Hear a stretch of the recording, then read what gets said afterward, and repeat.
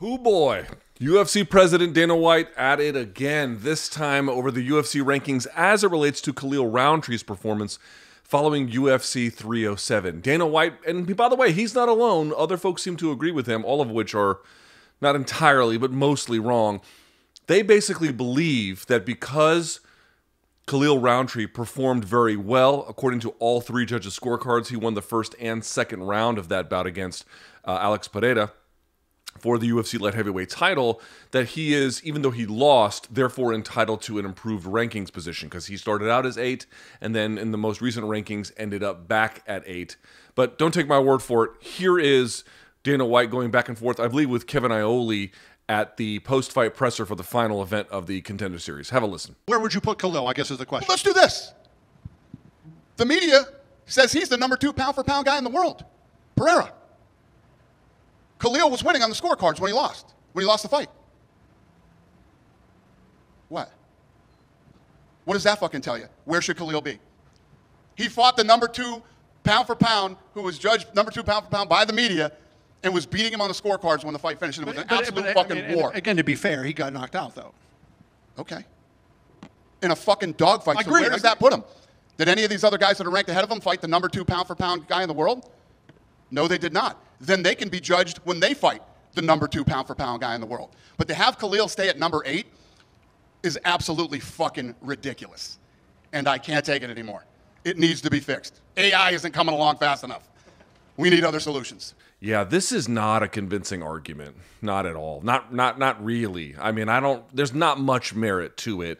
The argument is basically, again, one more time, that because Khalil Rountree was doing well in that fight, even though he lost, and by the way, ultimately got finished in that contest, he was knocked out, basically, he should have an improved rankings position. Guys, this is mostly, although not entirely, this is mostly nonsense. It's mostly nonsense. We should just be very, very upfront and say exactly what it is. It's really not a very strong supported opinion. And this is part of the way that the thing that just kind of gets me with all of this is like Dana White goes in there and then bangs his fist down the Formica and then Karen's his whole way asking to speak to the manager. How could something like this happen? And then accuses everyone else of being stupid. Meanwhile, he's arguing a very bad opinion, at least in the evidence he's giving for it is like totally unsubstantiated, or at a bare minimum, just not very strong. Let's understand something. What is the point of rankings? Now, you could say, oh, well, it's a commercial appeal, or Fox wanted it back in the day when they introduced it, I think, what, circa 2013 when the UFC was doing it at first. Yes, and that's true. Fox did want it. There's a whole story behind that. I remember when they rolled it out, and it was at first the top 10, and it became the top 15, blah, blah, blah. You guys know the whole story. Yes, if you want to make that argument, you could, but we borrowed the 10-point must system from boxing. We borrowed the notion of gloves from boxing. We borrowed the notion of all the way in which we do it with rounds and cornermen and the whole 9 yards. We borrowed a lot of what we do from boxing, including but not limited to the rankings. What is the purpose of the rankings in boxing? Obviously to declare who the champion is, but you can identify that with who has the title. The purpose of the rankings is to establish a queue for who deserves a title shot based on merit. That's what the purpose of them are. We should say that out loud. That's what they do. That's the role that they play. And so you have to find a system by which you can figure out who deserves to be at the top of that list and who deserves to be further down or not on it at all, right? What is the meritocratic ladder system by which we can figure out who is most deserving of a title shot? That's the purpose. And this is not me here to say that I think the current way the UFC rankings go are great. I don't think that. For example, when somebody loses to the champion, they sometimes maintain that #1 contender status. And to me, that's insane. If somebody loses to the champion, and particularly if they get finished by the champion, even if they're the #1 contender going in, putting them at #1 going out is ludicrous, because you're arguing effectively at that point, if you are ranking them, that that person, having just lost to the champion and potentially finished by them, you know, imagine a scenario, we're not talking about Khalil Rountree, but an imaginary scenario where someone was going in as the #1 contender, that coming out, they are still the #1 contender. That's insane. And that happens all the time on these rankings. I want to be very, very clear about that. That is not an unusual thing at all. If we're doing this to establish a queue of meritocratic ladder system, ultimately culminating with a clear conclusion about who deserves the title shot. And yes, we know that sometimes it doesn't serve that purpose, but that is ostensibly what it's for. You have to have some kind of criteria upon which to base this. And if we are looking around the boxing world, it's pretty clear what the basis is. For example, if we go to the Association of Boxing Commissions, do you know what they count as the most important one? Your win and losses, particularly against ranked opponents. And yes, they count other stuff too, activity, blah, blah, blah. But it's who you beat or who you lost to. If we go to the WBO, do you know what they count? Your wins and your losses. And yes, activity, who you beat in terms of their pound-for-pound ranking, blah, blah, blah. But again, who you beat, who you lost to. If we go to the WBA, who you beat, who you lost to. If we go to the IBF, who you beat, who you lost to. The one exception to this would be the WBC. The WBC does count significantly who you beat, who you lost to, and they also look to other criteria to go along with it to give themselves some wiggle room. And you might say, aha, well, the WBC does it. This must be a great thing. And in fact, you could point to Francis Ngannou losing a decision to Tyson Fury in his boxing debut, and then all of a sudden being ranked number 10. You could make that argument. But I would say a couple of things. Number one, he knocked down Tyson Fury, and it ended up going to a decision. This was not a case where, for example, Francis Ngannou was viciously KO'd. I want to point that out. Second of all, the WBC is doing this not because they have some grand theory about combat sports achievement or how to rank people in some kind of nuanced, more clever way. They do this as a money-making opportunity because for all the times you might be like, oh, that's great for Francis Ngannou, it's also a scheme that they tried to use to get Jake Paul ranked. And who's Jake Paul fighting? With some exception, largely pre-diabetic gas station attendants, okay? So understand something. Yes, it's nice that we all love Francis, and he performed very, very well, all things being what they were, against Tyson Fury, and he got ranked off of that, but it's the same system that they would have put in place to give Jake Paul a completely undeserved ranking. It's a money-making scheme, not a sports meritocratic ladder. So I dug around, and I tried to find any case I could where somebody overperformed relative to expectation who was not a top contender and ultimately got a boost in rankings.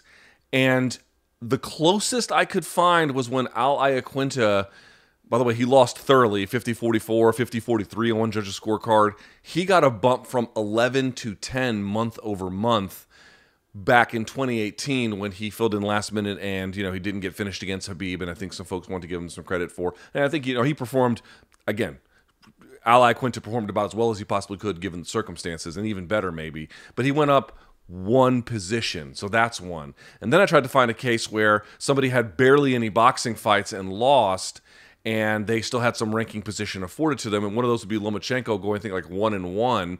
But of course, this guy was a gold medalist and one of the most decorated amateurs in the same sport, so that's a little bit different. But what I'm trying to tell you is, I can't find, I'm not saying it hasn't happened, but I can't find a single scenario, not one, I can't find, of somebody who was not necessarily a top contender getting a title shot, losing via KO, and then they're being outraged that they weren't ranked higher afterwards. One more time, I don't know if it's ever happened. It's possible that maybe somewhere in the annals of combat sports history, somebody can find one of those.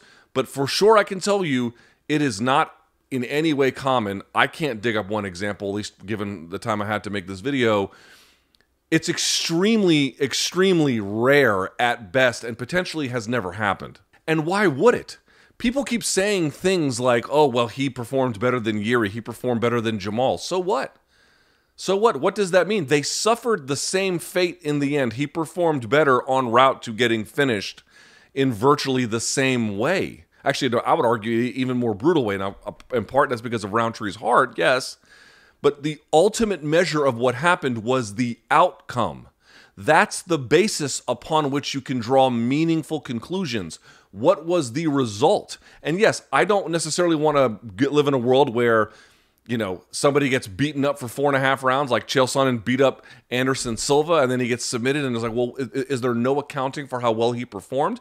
You could argue a couple of things. One, when you look at the current rankings, why is Krylov on there when he hasn't been very active? Should Rountree get a bump up by virtue of downgrading him potentially? I could accept that argument. Or you can make the case that should there be a very, very modest bump, maybe an 8-7 kind of scenario? I don't think that would be necessarily the end of the world. And you can also argue, even though he lost and got finished, hey, he shouldn't go down in the rankings. I fully agree with that. And the one that I've also heard is his next opponent, Rountree's next opponent, should be somebody inside the top 5. Totally on board with that. It's not to say that there's no accounting for it or there's no possible way to give him a slightly improved ranking by understanding who else is occupying a position, who hasn't been active, who maybe doesn't deserve it, and whatnot. But saying, well, other people performed better or worse than him when they all ultimately suffered the same basic fate, they got finished off with strikes, I don't know what that's supposed to mean. Rountree hasn't fought Yuri Prochazka. Rountree hasn't fought Jamal Hill, and there is some overlap between what they've done, but there's a lot of differences as well.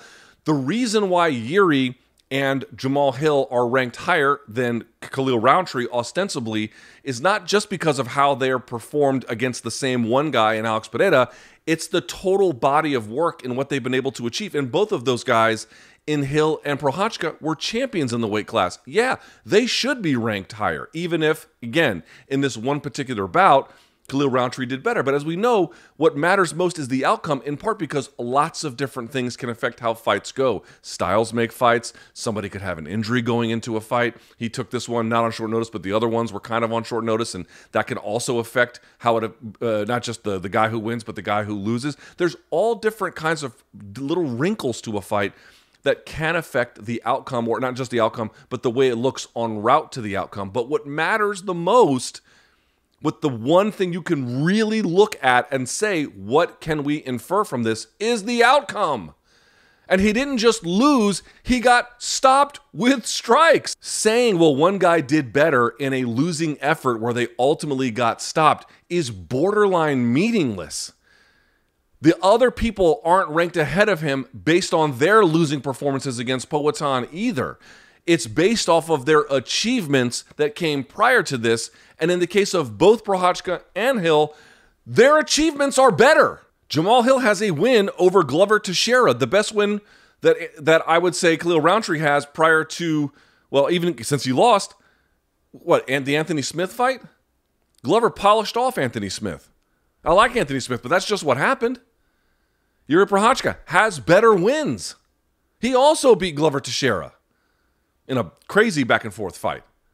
They have better wins. That's why they're up there. They're not up there because they had better looks in fights that they ultimately lost and got stopped in. Now, the one gigantic caveat to this, and this is a big one, I have to admit, is the following. WBC has a crazy set of rules, but WBA, WBO, IBF, Association of Boxing Commissions, they all have very clear rules, which is basically like, who did you beat and how did you beat them and how good were they? Like, were they a champion? Were they pound for pound good? Blah, blah, blah, right? The UFC doesn't really do any of that. In fact, when they give the criteria to the folks who are doing the rankings, basically, you can take a look at it. I'm going to put it on the screen. They let them pick for almost any reason they want. So if you wanted to look at that and say, hey, Luke, they don't really have any criteria in the same way that WBA or WBO or IBF or the Association of Boxing Commissions does, they can just make it up as they go, which is true. But if you can make it up as you go, you really can say whatever you want. I don't understand what the point of rankings is anyway. Rankings between two people, among a group of people, it will never be unanimous, or at least rarely will be unanimous. It is subjective. It is very hard to come to one kind of ironclad system or outcome of rankings that everyone can agree to, and that's okay. But if you can make it up as you go, just make Khalil Rountree number 1. Just make Yuri Prochazka outside the top 15. Just make Glover the number 2. Hell, make John Jones the top contender for all I care. If there's no criteria, then you can literally do anything. So yes, you can, it's seemingly, based on the rules, can literally do anything if you rank on these panels. But that, to me, is not an exoneration of the rankings. That's more of a condemnation of them and the way in which complaining about them, especially complaining about them. How are you going to complain about something where there's no real guidelines according to what they want to do and what they can do? But the real interesting nugget is not that. It is that, remember, in 2020, Shane Burgos had a fight where there was some controversy about what should have happened in the aftermath of it. He was dropped a bunch of spots and a loss. Folks didn't agree with that. By the way, it was a competitive fight, and that's part of the reason why folks didn't think that. But the big revelation about that was that it turns out the UFC sends essentially a brief or a set of notes about fights as it relates to ranked fighters and where they should go with a win or a loss. Right? If they win, what does it mean? If they lose, what does it mean? Now, I've not seen what they sent to any of the rankings panelists for UFC post-UFC 307. I don't know what they gave them. I have no clue. I asked for them on Twitter. I have not yet received any. I haven't heard from any of the rankings panelists. If they want to give it to me, I'd be happy to take a look. But my hunch is there was nothing in there that said if Khalil Rountree overperforms relative to expectation, which is really what we're talking about here, that he deserves to move up in the rankings. And according to Dana White, how many spots? Like into the top 5? Is that what he's suggesting? Like going from number 8 to number 5 after being finished with strikes in a fight is insane. That's insane. That is a ludicrous position. You can't possibly argue that with a straight face. You can't. You can't take that seriously unless your criteria is, we don't have any criteria, do what you feel is best, in which case, put John Jones 1, put Cormier's retired, fuck it, put him 2. You can just do whatever you want at that point. It doesn't mean anything. If that's what you want to say, then yes, we can say it. But arguing that someone coming off of a loss in which they got stopped and didn't move much in the rankings, but didn't lose their position either, this is just being a rankings Karen. There's really nothing to this. This is a nonsense argument. There's no good evidence for it. This is not the way in which the overwhelming majority of the combat sports ranking world does it. So I know we all really like Khalil. I like Khalil. I know we all thought he performed very ably. I think he performed very ably. But please stop this. This is nonsensical. It is nonsensical. Somebody can't lose via stoppage and then on the way be like, I did well before I got stopped for a while. That should bump me up, what, from 8 to 5, 8 to 4? This is insane. This is a poor argument. There's not much evidence for it if we're looking from the rankings architecture from which we borrowed and why we have rankings in the first place to determine a worthy contender. Or just based on just thinking through it rationally. Oh, I want to award him performing ably and even great, if you want to say, in a fight where he ultimately lost and got stopped. Fine, you can do that. A very, very, very modest bump is okay. He probably should not lose ranking position, and I definitely agree.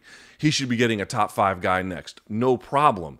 But those other people, again, assuming we're not talking about somebody who was ranked improperly ahead of him too, but the guys like Yuri, the guys like Jamal, they're ranked ahead of him because of their achievements in the sport. Not because we're drawing a through line between all of their performances where they all lost via stoppage. It's who did they beat?